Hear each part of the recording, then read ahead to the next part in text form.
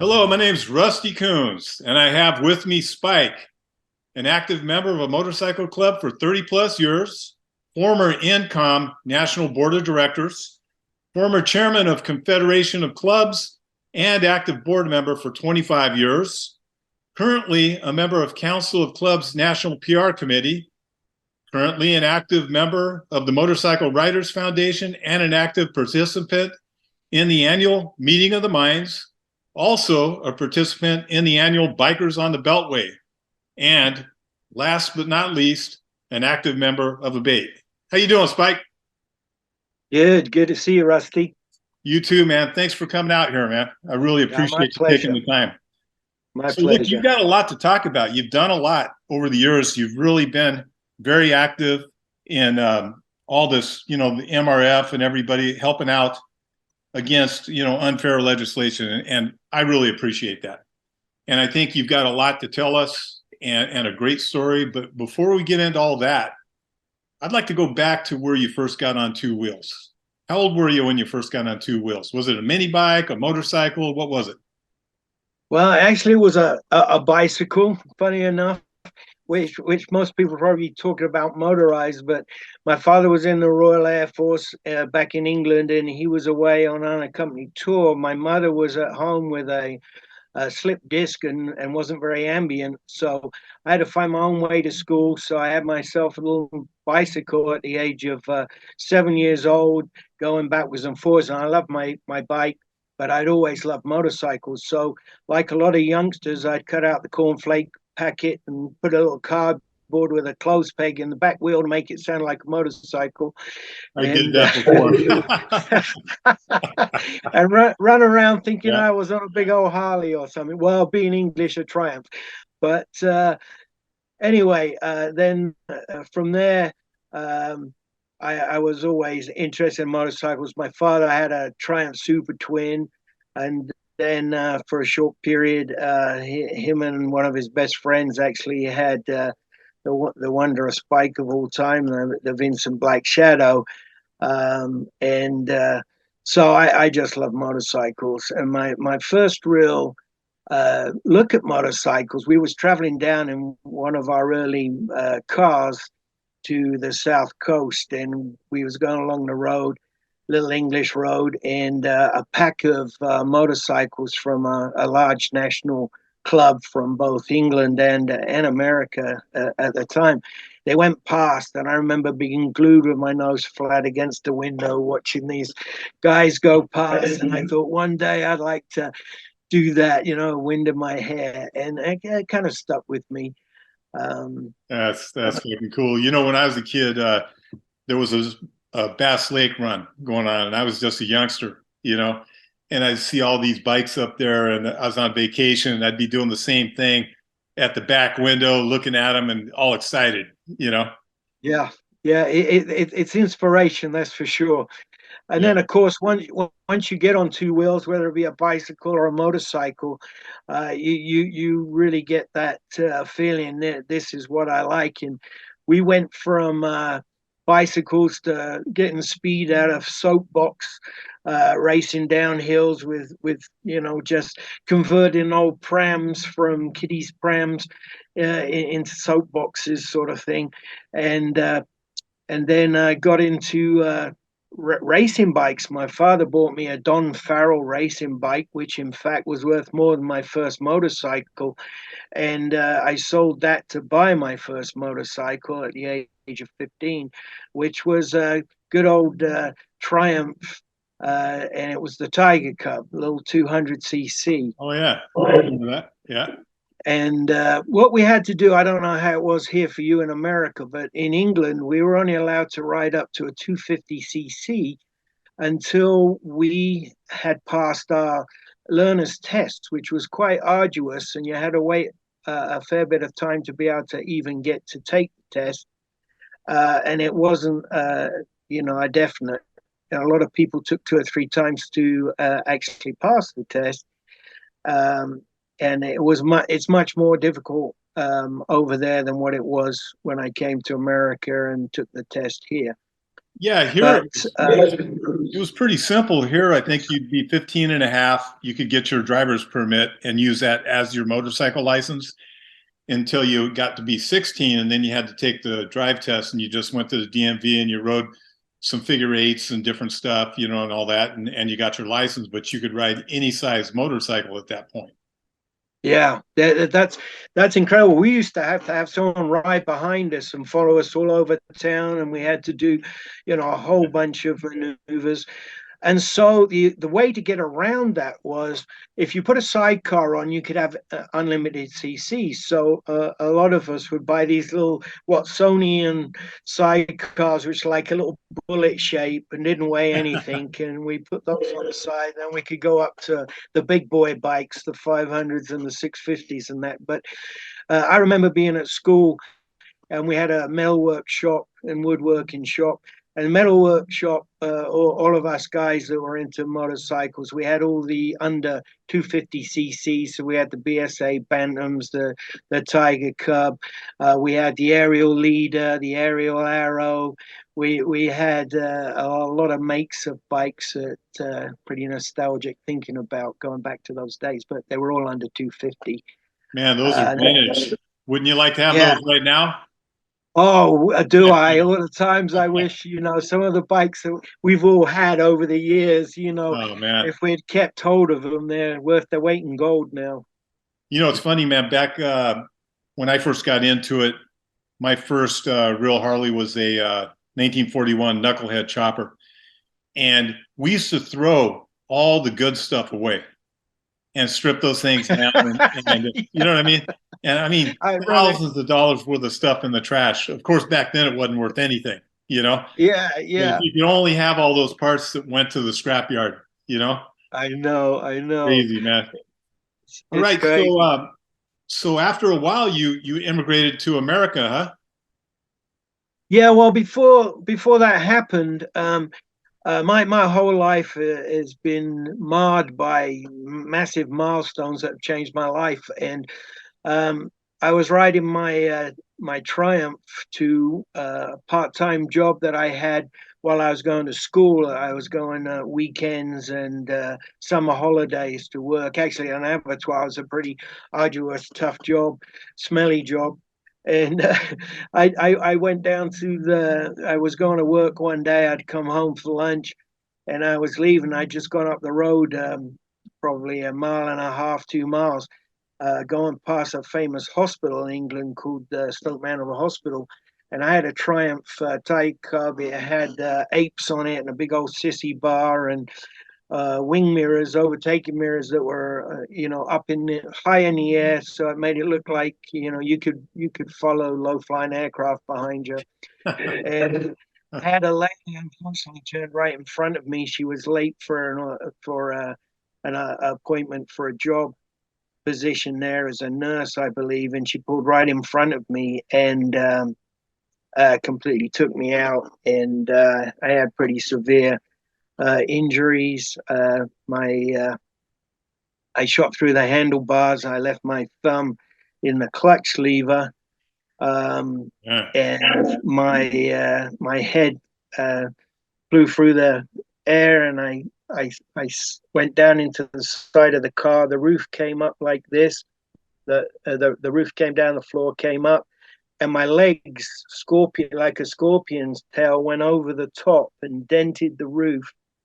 And the helmet strap just went straight through my neck and cut my jugular.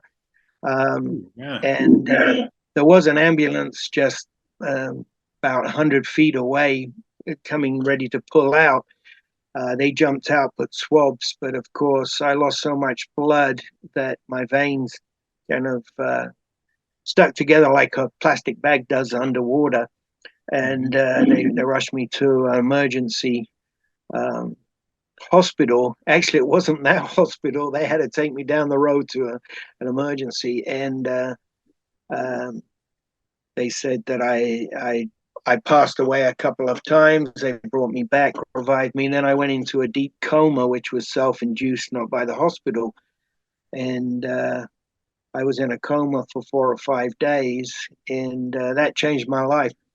Um, just prior to that, I was planning on getting into the military, and I had been whisked away for some special training with the SAS after I had gone through some paratroop training. And then with the advent of this accident, I was no longer in a position to take on that job. And so the government actually stepped in and helped me and said, what are your interests? And one of them being architecture. They said, well, we think we can, you won't be jumping out of airplanes and running around the world protecting the country. You'll be pencil pushing up in an ivory tower. So I kind of changed a little bit and went into architecture, and still rode my motorcycle. Only person allowed to wear a tie down lower because of my neck injuries. So here's a guy from the other side of the railway track stepping into a silver spoon kind of profession.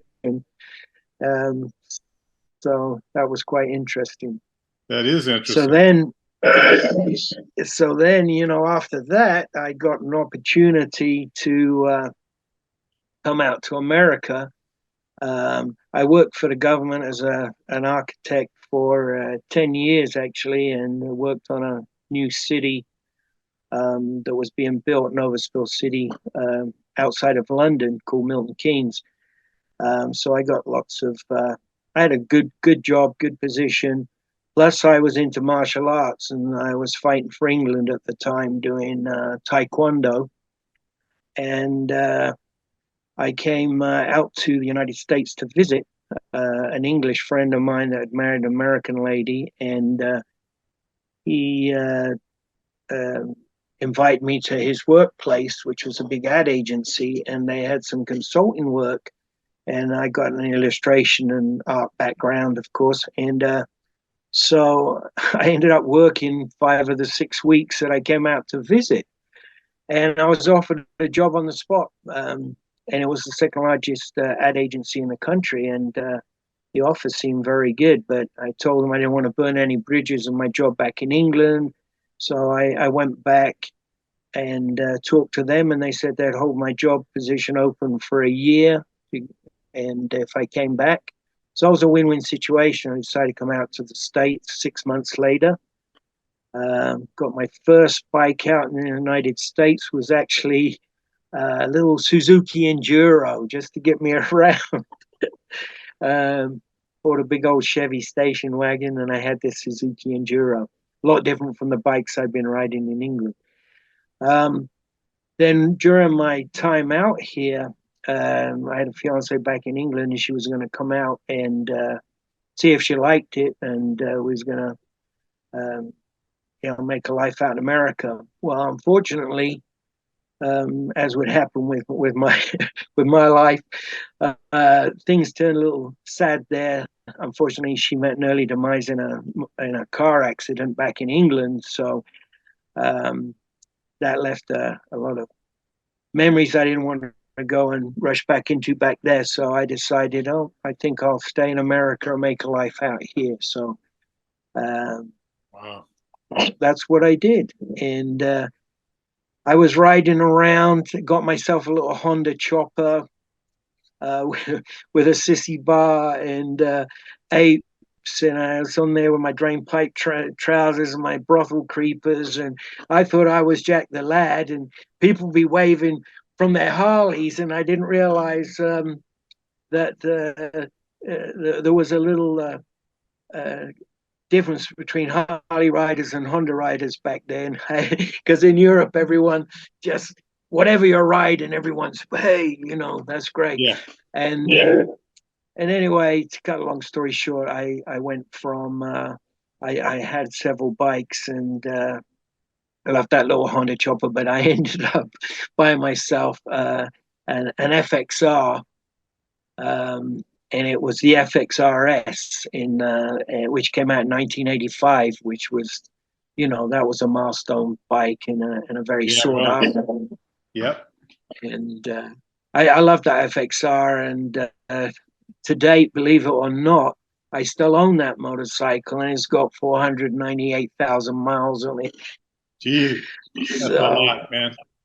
Yeah, those Yeah, bikes, when they came out, they were so far superior to everything that wasn't rubber mounted. You know, they had that isolation which cut the vibration down so you could up your cruise speed without vibrating so bad over 80 miles an hour that you vibrated all the brackets loose and cracked all the mounts on everything, you know? that's right. And going to Sturgis, which I did every year back then, I loved it because, as you said quite rightly, with the rubber mounted engine, rubber mounted handlebars, rubber mounted exhaust pipes, it was a joy to ride. Really was. Definitely. Yeah. Yeah. And from there, I've had many bikes since then. I tried the road glides. That's what I have right now as well, a road glide. I had an early Oh, great bike. road glide. Yeah. Also, I had the street glides. Yep. Moved up from the FXR. In the club world, it took a while for people to embrace the baggers, and Yeah, of I course remember. nowadays the baggers are two thumbs up, you know.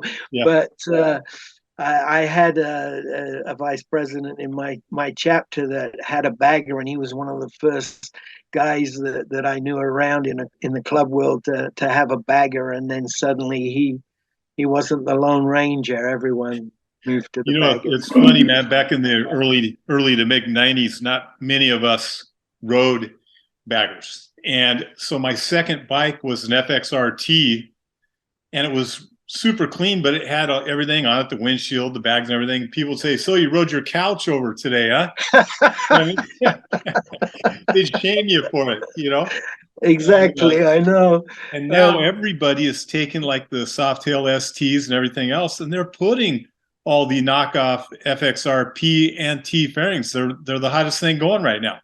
That's right. I know. It's funny how times change. It's the same with the helmets as well. I mean, we would wear the most minimal type of helmet, and no one in the club world be seen in a full face helmet. And now, you know, they've come such a long way that, you know, everyone's got these souped up helmets. Yeah. I mean, I still ride.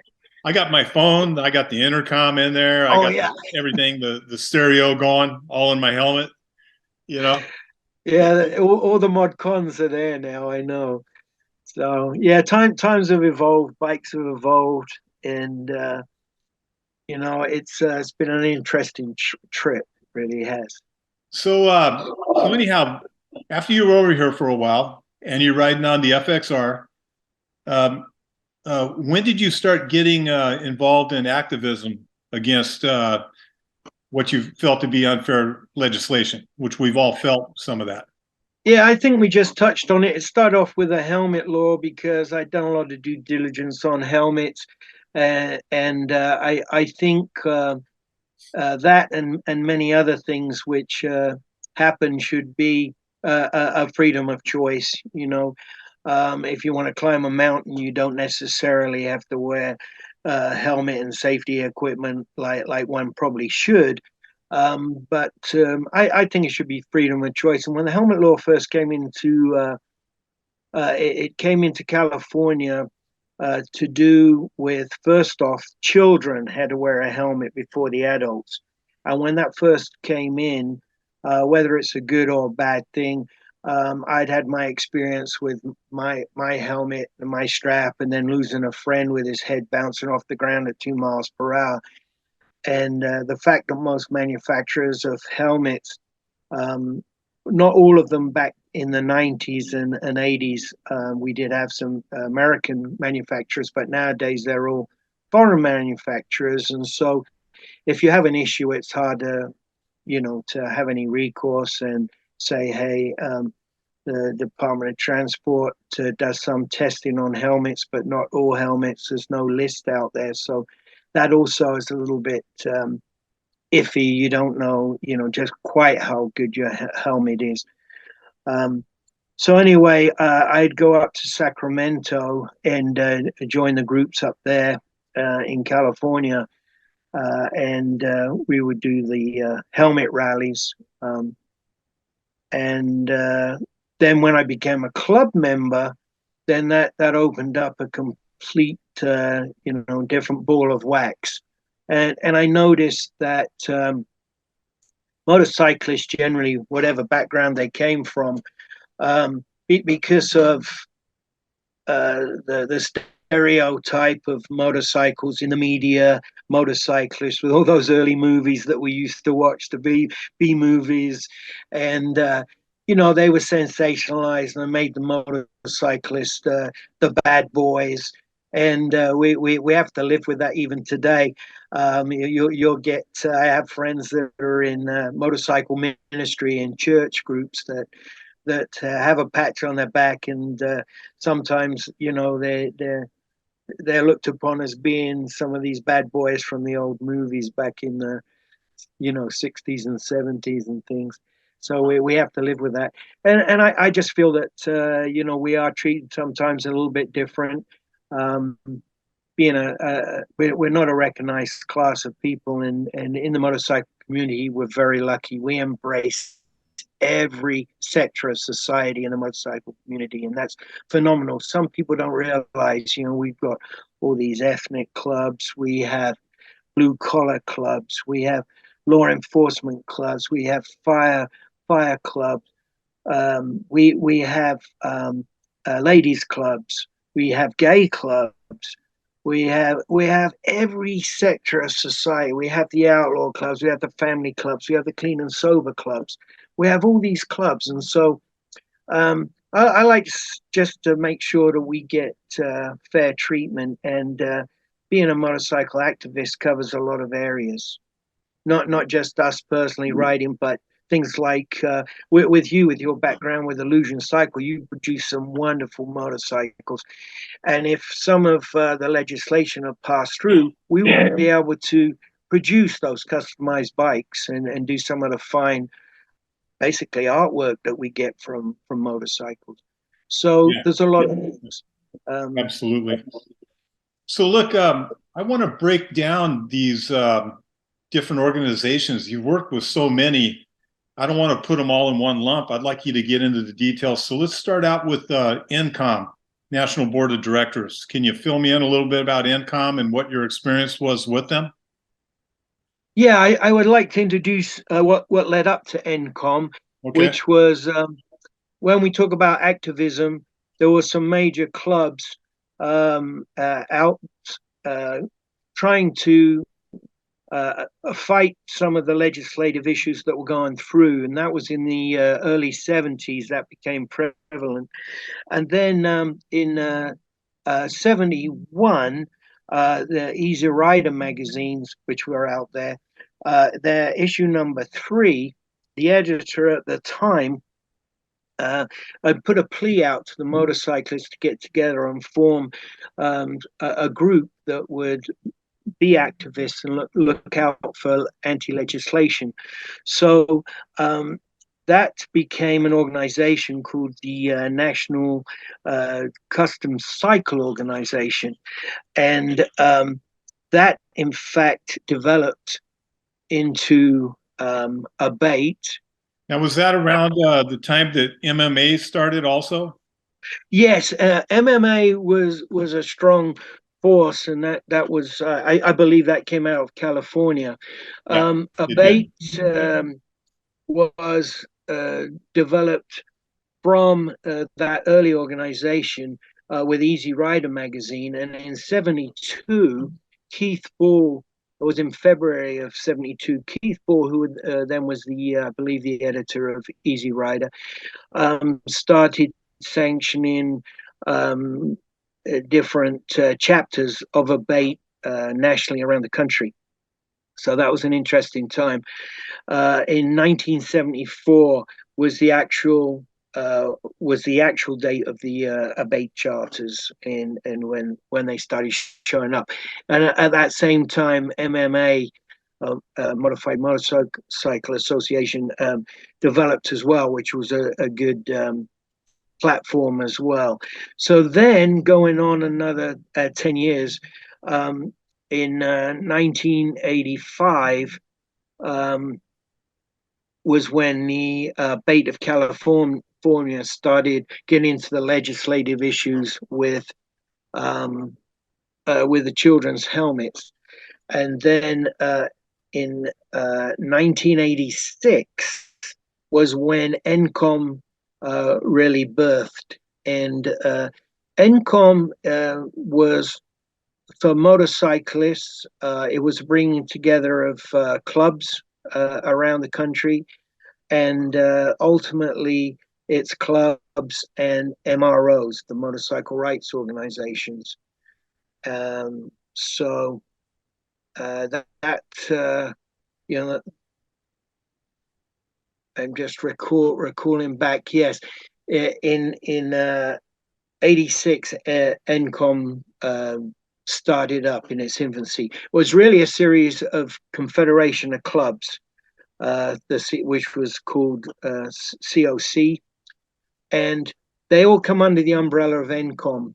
NCOM was the national umbrella, the National Coalition of Motorcyclists, and that brought together annually the Confederation of Clubs around the country. So here we had a forum for MROs, and club motorcyclists as well were included, and we had a voice.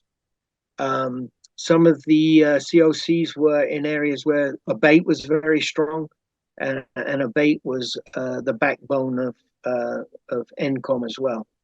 So this was the start of everyone coming together. NCOM, I was on the board of directors for NCOM, and involved with NCOM for about 25 years. And I actually culminated in me being I was chair of the California COC, and we had 125 clubs there. We also included MROs, such as we also had ABATE of California. We had the MMA, and we brought together everyone that we could in this forum. So we had a voice, and we could work together with lobbyists up at the Capitol to talk to our legislators. Yeah, James Lombardo and Associates, yes, and his son. Yeah, great people. What a job they've been doing for so many years. You know. So yeah, you had 25 years with the Confederation, and I mean, you're still currently active with a lot of this stuff. You ever get tired of it yet? It gets tiring at times, and it involves a lot of politicking and diplomacy.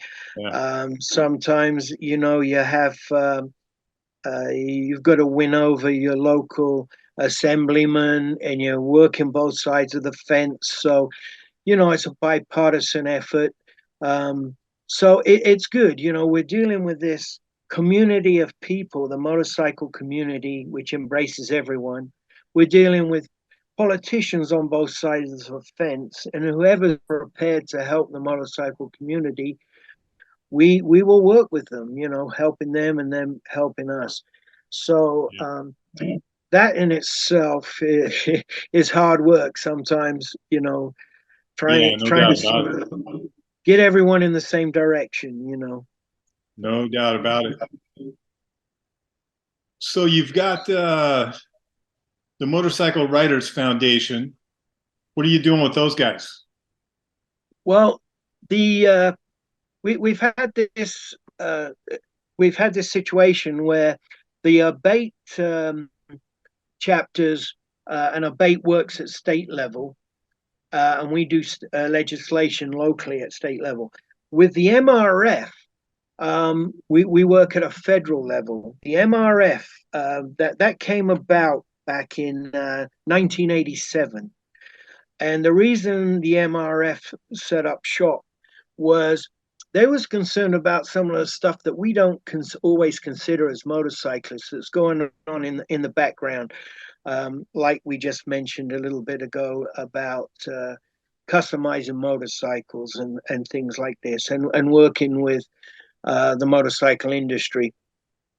The MRF was fighting a ban on superbikes. Those 750 motorcycles, as you remember, when they came in, they were horrendously fast. I remember the Norton Interstate doing 0 to to 100 in something like, I think it was 12.4 seconds. Well, nowadays, in a blink of an eye, you've got most of the motorcycles going twice as fast as that in quarter of the time. But Yeah.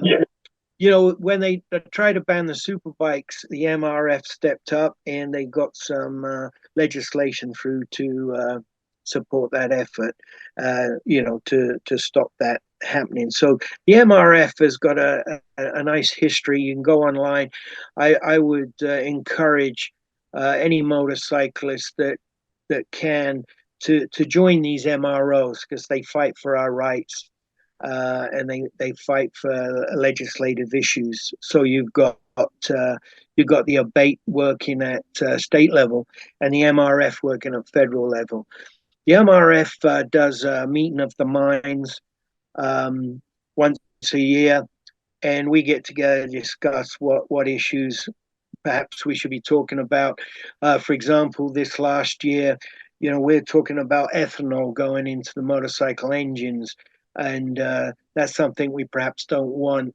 They're talking about maybe not giving us a choice in engines, and you know, we do support the combustion engine in the motorcycle community, obviously, and we also we want to consider autonomous vehicles. It's the way of the future, but we want to be included. There's been times that, in fact, a law enforcement officer up in Northern California did get hit by a driverless vehicle when they first started coming out, which that's a scary business. So we want to make sure that we are represented, and if we have to move on to the future, that you know, we do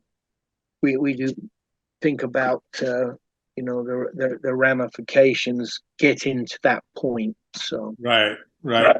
So, you know, I've noticed the MROs, motorcycle riders organizations, are starting to get together a lot more, and the unification rally, big success. I noticed people are starting to work together, and I fully agree with that. I think, you know, united, there's so much more power than it is individually. And I totally agree. yeah, I think it's a good idea. I think it's on the right track now. And what they need to do is, I mean, one of the things is start putting functions together where it's not just one or the other, but they all come together and have a big blowout, you know, 1 or 2 day event with vendors, entertainment, and then they can have like an enclosed area that's separate from all the noise where they can have conferences. You know, just like when Sure. people go to like Laughlin, for instance, and they have all those conferences, you know, and stuff going on there. And that way people can hear it and they're not interrupted by all the fun going on outside. You know what I mean? Sure. But definitely people need to work together, and the more of them there are, the more of a voice they have and the more they're going to be listened to. And when you look at the numbers, Rusty, especially, you know, in California, which is the largest riding state, we've got over 800,000, almost a million riders in the state, bona fide riders. And if we can pull together, you know, and work together, we could be a strong voice, you know, and Yeah. we can protect the joy of riding motorcycles for, you know, our children, our grandchildren, and everyone else to enjoy. So that is important. And there's been sometimes in history we've had a little difference between the club sector and the independents, or some of the other MROs and organizations such as ABATE, because we've gone off in different directions, and now this culminating and bringing everyone together, as you suggest, is really starting to show benefits and working. So I'm right there with you, trying to bring everyone together. And now that we've got these forums at federal level with the MRF, we've got ABATE at state level. And then we've got the Confederation of Clubs, and we've also got now we've got the Council of Clubs also, which was really evolved from the Waco incident back in 2015, when there was an unfortunate incident, and the narrative that went out after that went off, we only had a one-sided, information coming out, and the motorcyclists didn't really have a voice. And because we didn't have a voice, we decided, as a group at one of our national events. In fact, a week before, we'd been in Denver at a NCOM conference, and we decided that we needed to have a voice, because quite often false narrative goes out, as it does in a lot of areas in contemporary media, that we wanted to make sure that at least we get our voice out there. So whether the voice coming from another area was whether that voice was factual or false narrative, at least we could put ours out there, and so we get that balance. Very important. Just like you're a member of that Council of Clubs National PR Committee. PR is so important. A lot of people don't understand that. There's not a big corporation in America or any organization doesn't have PR. And if you're not represented with people that are handling that negative and positive PR, you don't have a voice. You're basically slain by the press, if you don't have it's like you can't talk. So really, I like what you're doing there too, because that's really good. You can put out the positive message, and you can also answer to the negative message. Yeah, and also which seems to be a problem in the media, is that sometimes if by accident or whether by design, if a false narrative goes out, back in the old days, you would get a rescind message coming out saying, "Oh, we made a mistake here, and this isn't quite how it was."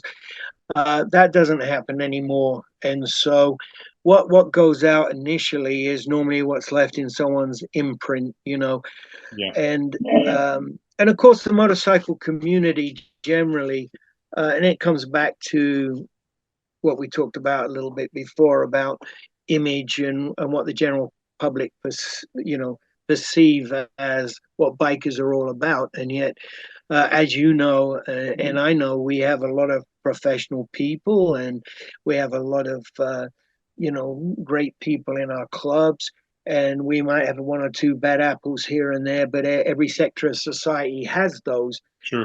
But it seems that sometimes we're focused on negatively, and the good that we do. I mean, I'm really impressed with the way Russ Brown, for example, when we have events, he'll set up tents. So they're to support us. And I've been to many functions where we have this support, and it's very important. And by doing that, we have even these blogs. It's a good forum to send out messages and reach out, not just to the biker community, but the outside looking in, seeing what we really are all about. Right. And I think that's invaluable. Right on. Well, look, it's been a great interview so far. You have anything you want to add before we close it out? No, I think I'm one of those guys that can talk forever, and I'm passionate about the biker community, and I'm very passionate about making sure that we get fair play.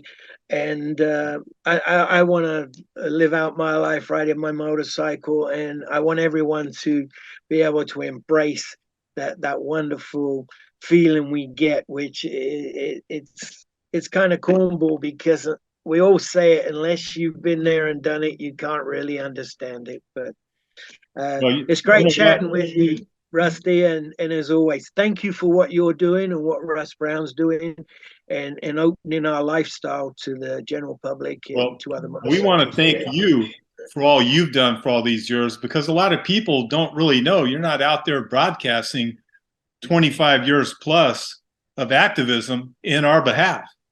And there's only a handful of people nationwide with the millions of riders that are doing the work you guys do. So my hat's off to you guys. I really appreciate it. I know we all do. And don't ever stop doing what you're doing, brother. All right? Thank you. Well, ride safe and ride free. All right, man. I'll talk to you later. Thank you.